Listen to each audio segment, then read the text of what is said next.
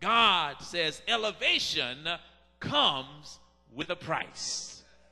God says, David, you are anointed, but there are some devils you have to confront. There are some obstacles you have to overcome. There are some giants you have to slay, and there are some enemies that you have to deal with. Every challenge David had to face was God's way of preparing David for his divine destiny. You may not know why God is allowing you to go through what you're going through now.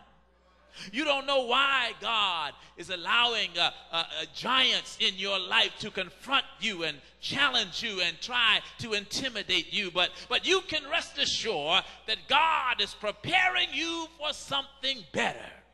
God is preparing you for a new level, and God is preparing you for your divine destiny. You can't go to the next level until you defeat this devil. I told you in part 1 of this message that the enemies of God use the giant Goliath to keep his people in fear, in frustration, and in defeat. We learned that we fear our giants because they are extremely larger than us. A giant is something or someone who is extremely large in size, proportion, or in power. Goliath stood nearly 10 feet tall, and the closest person in Israel that Israel had to match him was King Saul, who stood head and shoulders above his people. But Saul was afraid to confront him because he lacked faith in God. Yes, like Israel, many people get stuck in the valley of Elah because they are afraid of the giants in their lives. We all can relate to Israel because we have had to face some giants in our own lives. There is a giant in your mind, a giant in your home, or a giant on your job. You even had to face giants in the church, on the streets. And if you're honest with yourself, there is a giant warring in your body. And every time you try to make progress, that giant rises up and challenges you, intimidates you, and dares you to come up against him. Paul told us on last week that he knows what we are going through. In Romans chapter 7, Paul says, I know I'm saved. I know the Lord has delivered me, but there is something going on in my body. The flesh and the Spirit of God is constantly warring against each other. For the good I would do, I do not. And the evil which I would not do, that I do. Every time I would do good, evil is always there. So you see, there is no way to escape this giant. We have to confront him head on. We cannot avoid this giant. We cannot get around this giant, especially if we want to get to the next level in God. I told you on last week that for every new level, there is a new devil to confront you. But the giant must fall. As a matter of fact, the giant will fall. The mixed ensemble loved to sing the song led by Brother Whitmire, and it says, giants do fall. The bigger they are, the harder they fall. Just walk around the Jericho wall. Then they start singing, come down, come down, come down. They gotta come down. Tell your neighbor, the giant must fall.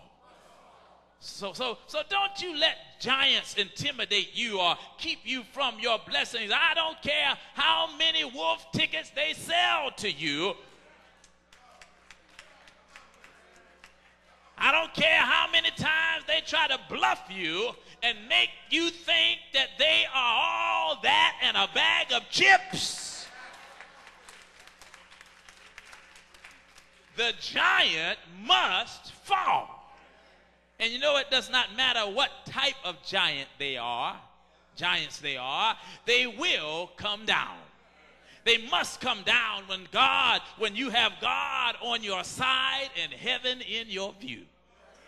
It could be the giants of lies and gossip. It could be the giants of adultery and fornication. It could be the giants of gambling and alcoholism and drug addiction. No matter what it is, with Jesus on your side, you can overcome, you can defeat, you can gain victory over your giants. And like Goliath and the Philistines, you can expect your enemy to try to gain occupational territory in your life and mine. You can expect the enemy to invade your space and get in your face. You can expect him to challenge you on your own turf.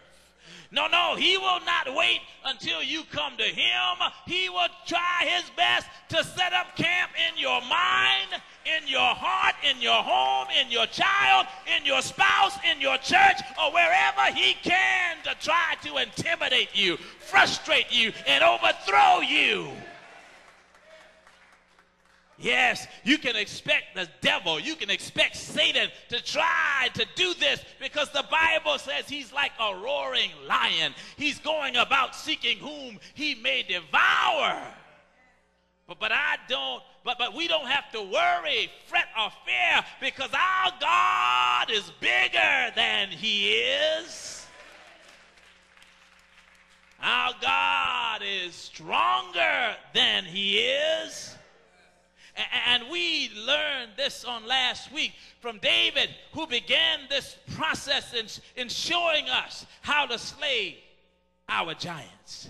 Yes, we learned on last week that there are at least three things that will move us into the direction towards slaying our giants. David said the first step towards slaying your giant is that you have to see the giant from God's perspective. You remember now that God is bigger than your giant. God is greater than the pain you feel and the problems you face.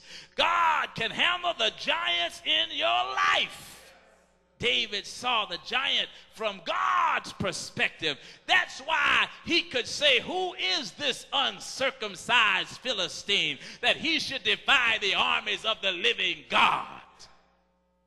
Secondly, we learn that we must ignore peripheral distractions so that we can stay focused on the giant.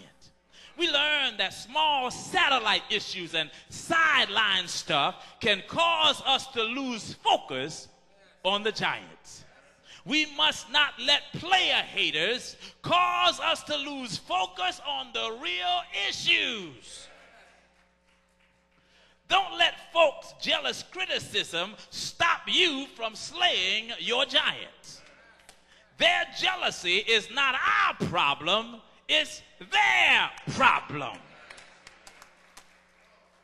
David had to ignore his elder brother's jealous criticism so that he could stay focused on the giant. Obama had to ignore our dear brother Jesse Jackson and many other people's criticism so that he could stay focused on his campaign of slaying the giant. I was sitting in my son's karate practice the other day, and Brother Tony Thomas, the karate instructor, helped me to understand this whole idea of ignoring peripheral distractions to stay focused on the giants in our lives. He said to the students, he said, "Students, before you begin your day, before you begin a match or a drill or a routine, you must focus on the task at hand." And then he says, now, and you can do this by concentrating. Then he proceeded by saying to them, "Attention." Then he goes on to say,